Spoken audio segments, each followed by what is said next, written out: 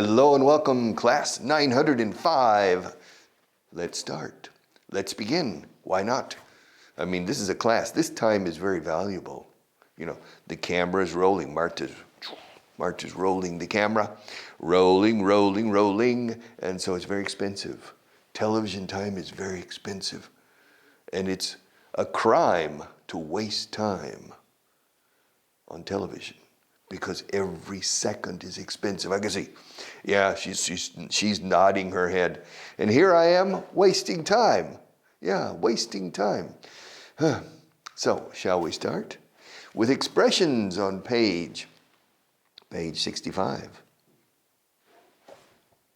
Yes, page 65. In the middle.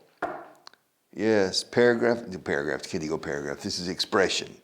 Number 239, page 65. Dead on your feet. Muerto en tus pies. Muerto de pie. Dead on your feet means estoy extenuado. I'm very, very tired. I'm exhausted. Yeah, muerto de cansancio. Yeah, I'm dead tired. También se puede decir dead tired. Soy muerto cansado. I'm dead tired. I'm dead on my feet. I'm not on my feet, I'm sitting. But it doesn't matter. Dead. Dead as a doornail. Dead on your feet. Curiosa expresión, dead as a doornail. Es una expresión famosísima en inglés. Very famous expression. Dead as a doornail. Tan muerto o más muerto que el clavo de una puerta. Y eso, tan muerto como. As dead as a doornail is an expression in English, and it was especially made famous by Charles Dickens. Charles Dickens Charles Dickens needed money. You know, he spent all his money. He was rich, but he spent all his money. And he desperately needed money. And so he told his publisher, hey, advance me some money. Adelánteme usted un poco de dinero. Estoy sin blanca. Este ricachón que era Dickens, con tantas novelas publicadas. And so he said, okay, but write me a book. Write a book. And so he sat down, he wrote A Christmas Carol, Cuento de Navidad, A Christmas Carol, which is a classic. It's a short book, maybe 100 pages, but it's about a greedy Scrooge, un avaro, yes, who changes because of Christmas.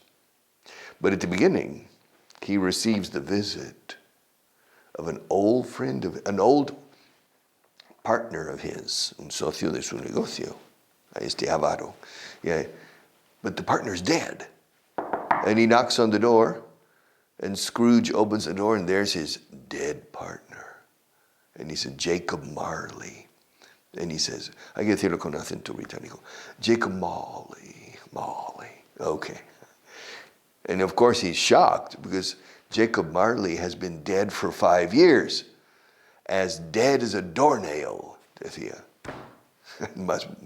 Tan muerto como el clavo de una puerta. But this is dead on my feet, que no es muerto. It's very, very tired. I'm dead on my feet. The next one, dead set. Wow. This one is used a lot, dead set. I'm dead set means estoy decidido, decididísimo. No hay quien me cambie de opinión. Voy a dejar esto en el programa 1000. I'm dead set. I'm dead set means super sure. Yes, I'm dead set on finishing, finally, on program number 1000. ¿Será posible 1000? 1000. All right. Sitting in front of these cameras with these lights 1,000 times.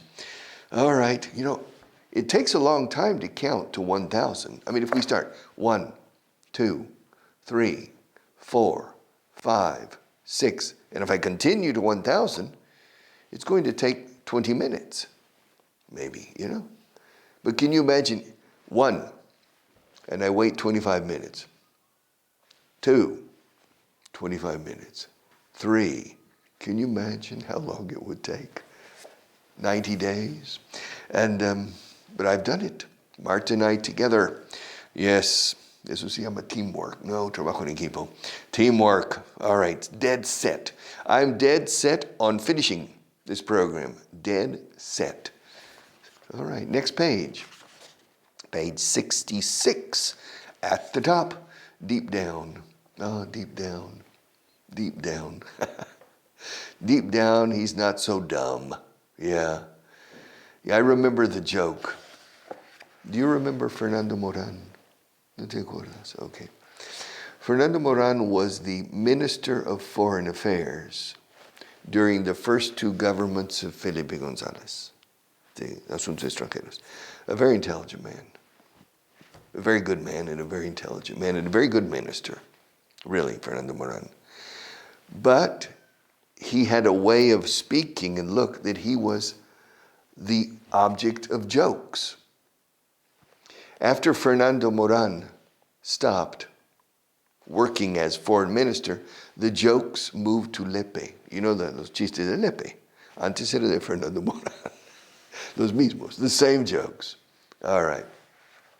And one joke was, why does Fernando Moran swim at the bottom of the ocean? ¿Por qué nada Fernando Moran al fondo del océano? Because deep down, he's not so dumb. Que en el fondo no es tan tonto. Okay. It's a funny joke, but poor Fernando Moran lo tomaba con una filosofía, el tío. Chapeau to Fernando Moran. I don't know if he's still alive. I don't know. Yeah. I didn't vote socialist, but I respect and admire Fernando Moran. I thought he was a good professional. Yeah. But there were jokes. If you're old enough that you will remember the jokes. Then the jokes transferred from Mr. Moran to Lepe. And now I don't hear Lepe jokes. No. I don't hear any jokes of this type. I think people finally exhausted the possibilities of Lepe jokes. All right. In any case.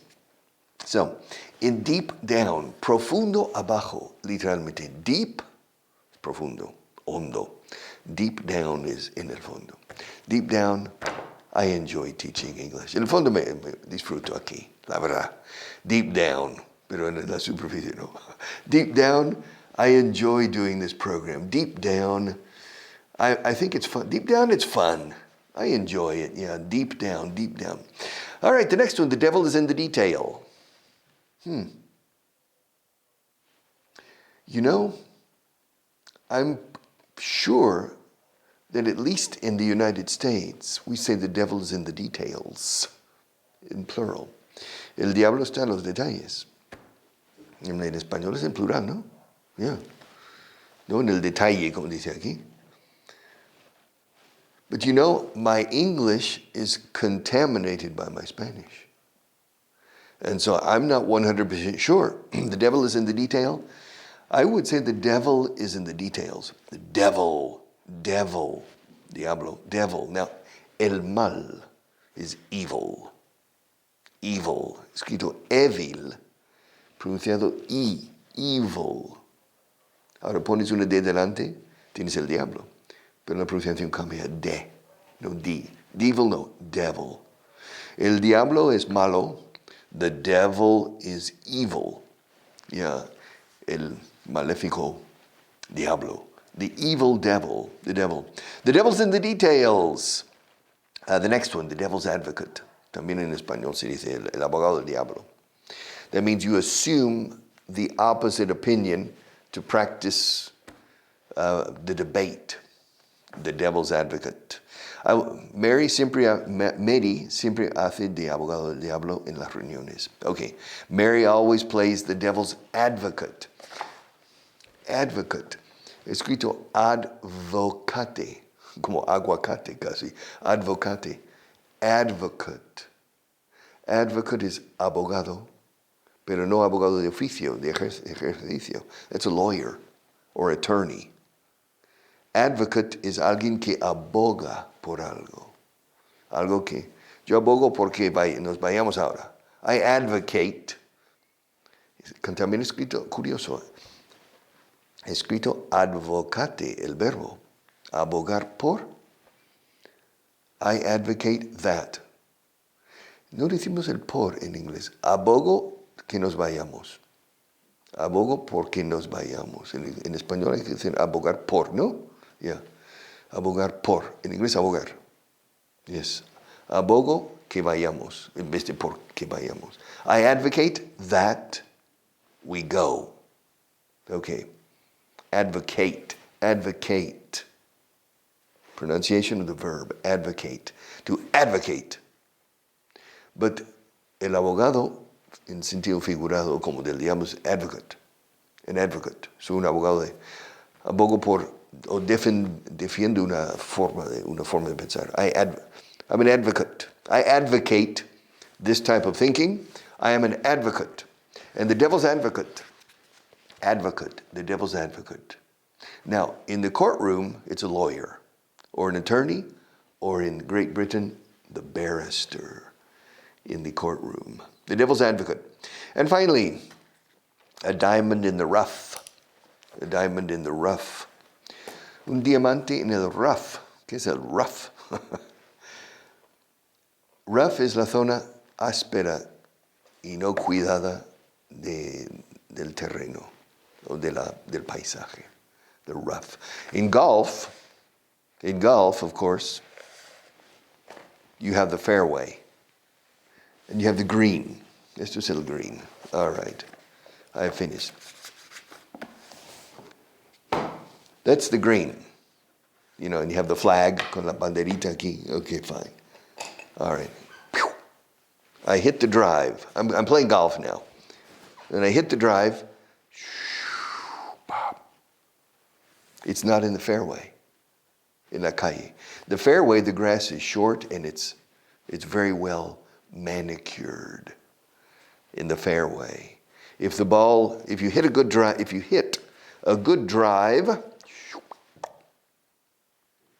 then you are in a good position for the next shot, the approach. Si es un par cuatro, ojo. If it's a par four. If it's a par three or par five, it's different. But in any case, you're in a good position for the approach shot to the green. Now, if you don't hit a good drive and it goes into the rough. And the rough, the grass is high. And it's difficult and frustrating in the rough. Now, un diamante en el rough means un diamante en bruto.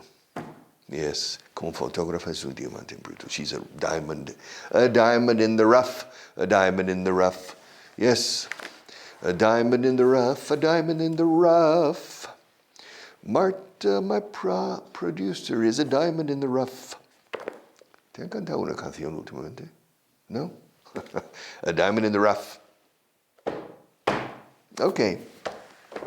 Gain fluency, my friends. Gain fluency. Ganar fluencia. Fluidez. Soltura. Gain fluency. Page 33. At the top, but the next one. Not the paragraph at the top. The second one. The second paragraph. Paragraph number 252. Una cuarta. Hemos cubierto. We've covered 25%. We're not going to finish this book, probably, before I reach class 1000. It doesn't matter. Or I could focus more on this book and forget about the others. What do you think? Yeah, give me some input. Dame un poco de input. Input is entrada. Input is the opposite of output. In the factory, yes, entra en la fábrica. You know, the raw materials, materias primas entra en la fábrica. Y sale producto terminado. Yeah, okay, that's the output. The input and the output, lo que se pone dentro, lo que se sale fuera. Input, output. But we use input. Dame un poco de, aconsejame. Dame algunos consejos. Give me some advice or give me some input. Okay. Second paragraph at the top. The coffee maker doesn't work very well.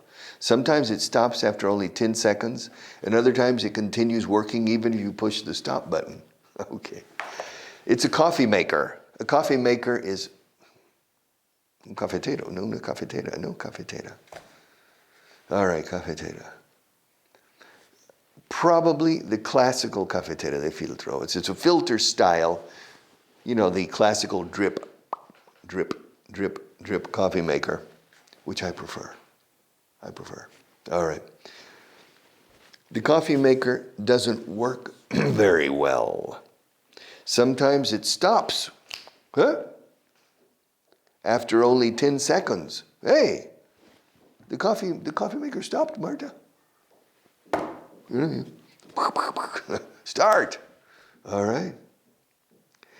And other times it continues working even if you push the stop button. Stop. How many times? Okay. So the coffee maker doesn't work very well. Sometimes it stops after only 10 seconds, and other times it continues working even if you push the stop button, even if you press, también nos vale, press con doble S, or push. Para pulsar un botón is to press or to push, ambos nos valen. Maybe press is better, but I don't know. So the coffee maker doesn't work. The coffee maker doesn't work very well. Well, buy a new coffee maker. Come on. I don't have time to go to the shop and look at coffee makers. The last time I bought a coffee maker, I went to a shop. Well, I went to a big department store and to the section with coffee makers, and there were probably 100 different coffee makers. All of them were the espresso type, the Nespresso type, except one. And only one of 100 was the classical drip type filter, which I bought. All right. But I like the other two. The other is very easy, but I prefer to make American-style coffee in the morning. Yes, it's a ritual. Drinking coffee is a slow ritual for me. And the espresso type is more convenient. It's more for, make a coffee, drink it, and go. All right. But in any case, the coffee maker doesn't work very well. Sometimes it stops after only 10 seconds, and sometimes other times. Sometimes it stops after only 10 seconds, and other times it continues working, even if you push the stop button. It doesn't stop. All right. The next paragraph 263. All right. As far as I can remember, they've never given us any problems. We've been neighbors for over 10 years, and they've always been a fairly quiet couple. Imagine that the police come to your door. Yes? Yes, may I help you, officers? There are two policemen. Yes. We want to ask you a few questions about your neighbor. My neighbor? Yes. Is there a problem? We cannot say, but we have a few questions, if you wouldn't mind answering. Yeah, sure, yeah. What's your opinion of your neighbor? My neighbors? As far as I can remember, can you record it? As far as I can remember, they have never given us.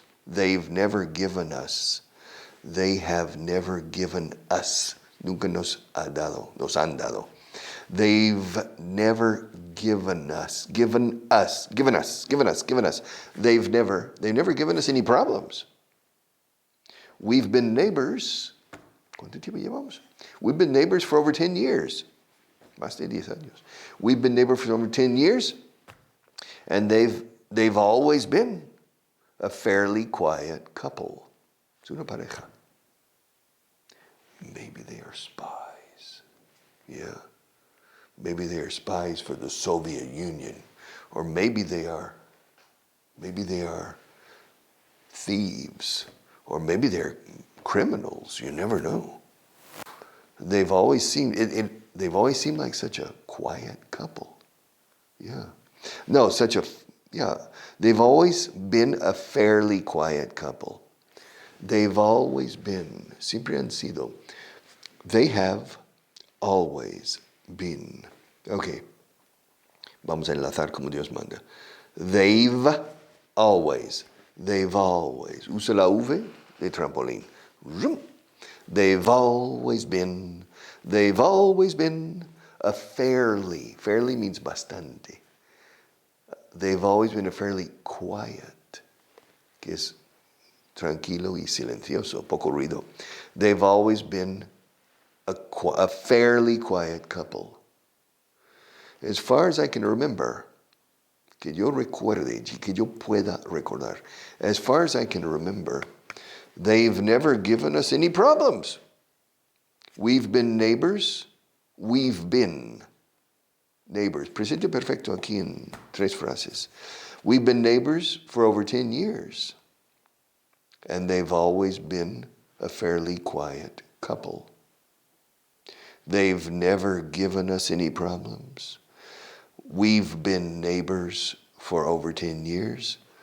And they've always been, yes, a fairly quiet couple. All right. So probably the neighbors are secretly doing something illegal. Otherwise, the police wouldn't be visiting me, asking about my neighbors. But sometimes insurance companies do this. Sometimes other entities do this. In the United States, here I don't know, but they visit. Ding dong. May I help you? Yes. We have some questions about your neighbor. Okay. All right. The next one, 254. There's a chance we may win a 4-day holiday to Portugal. Portugal. If I reach my sales quota plus 10%, that's the bonus the company is offering. Oh. So, if I reach, I'm a salesperson. I'm a salesman. And I have a quota. Quota. Cumplir la cuota de ventas, o sea. And so, if I reach, si alcanzo mi cuota, si cumplo, if I reach my quota plus 10%, más un 10% más, plus 10%, I will win a trip to Portugal, a bonus to Portugal. I mean, a trip to Bali or a trip to, Tahiti, to Tahiti, wow. Or to the Seychelles Islands or Mauritius Islands. But to Portugal, hey, menos da una piedra, ¿no? Se dice aquí. It's better than nothing. It's better than nothing. So, there's a chance. Hay una posibilidad. There's a chance that the husband is speaking to the wife, because the bonus is a trip for 2 to Portugal. All right. Now, these people, imagina que viven en Badajoz, in Portugal. All right, or in Seville. Al Algarve, está al lado. All right. So, there's a chance we may win. Hay una posibilidad de que puede que ganemos. Hay mucha posibilidad aquí. There's a chance that we may win a 4-day holiday. A 4-day holiday to Portugal. If I reach my sales quota, con Q, no con C como en español, quota. If I reach my sales, escrito sales quota, plus 10%,